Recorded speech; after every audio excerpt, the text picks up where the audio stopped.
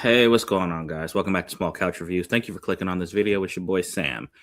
So Scream 7. Jovi watched this before me. There's a video with him and his son talking about it, and they say that I'm going to give you a more detailed review than they did.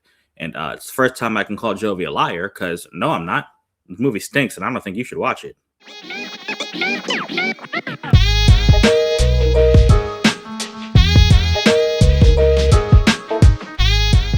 And the problem with this movie 100% stems from its narrative. Now, if you're not in the know and you haven't been paying attention, was supposed to be part three of the series sort of reboot that started with Scream 5, starring Melissa Barrera, until she was fired after Scream 6 for political reasons. Then, after she was fired, Jenna Ortega also left. So they went back to series original Nev Campbell, who actually I love, and she came back as Sydney in this movie. Now, knowing that, even though I didn't really agree with the way Melissa Barrera was kind of kicked off the set, I tried to watch this movie, being objective, like I always do, right? So I actually didn't even watch the first 5 and 6 because I just wanted to see this movie, what it was going to be on its own. And yeah, even with that, not having 5 and 6 fresh in my mind, this movie just isn't good. It's very easy to tell that this was something that was kind of just scrapped together by a studio that didn't really have a lot of options. They didn't know where they were going narratively. And it's made evident by the lack of anything that makes a Scream movie. There's no charm, there's no fun. It's not really funny. Doesn't subvert the horror genre like Scream you expect it to. And again, the story is just, it's nonsensical, it's dumb, and it doesn't justify itself. So this time, Ghostface is going after Sydney yet again, but Sydney now has a daughter named Tatum.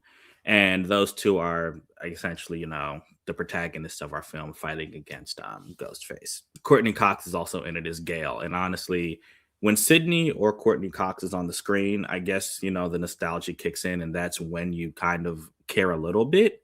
But even that's not enough to carry this movie. Tatum, Sydney's daughter, just her and every other character, I promise you, you're not going to remember them after you walk out the theater. And I mentioned nostalgia. This movie seems to like really try to run on that. One of the first things that you hear is, "Oh, is Stu alive?" Stu is one of the killers from the first movie, and they keep talking about it. And they plant this in your head like, "Oh, Stu might be alive." You never really know. And all of these little seeds that are planted amount to nothing. Nothing. So what was the point of it? Just to tickle that nostalgia bone in your body.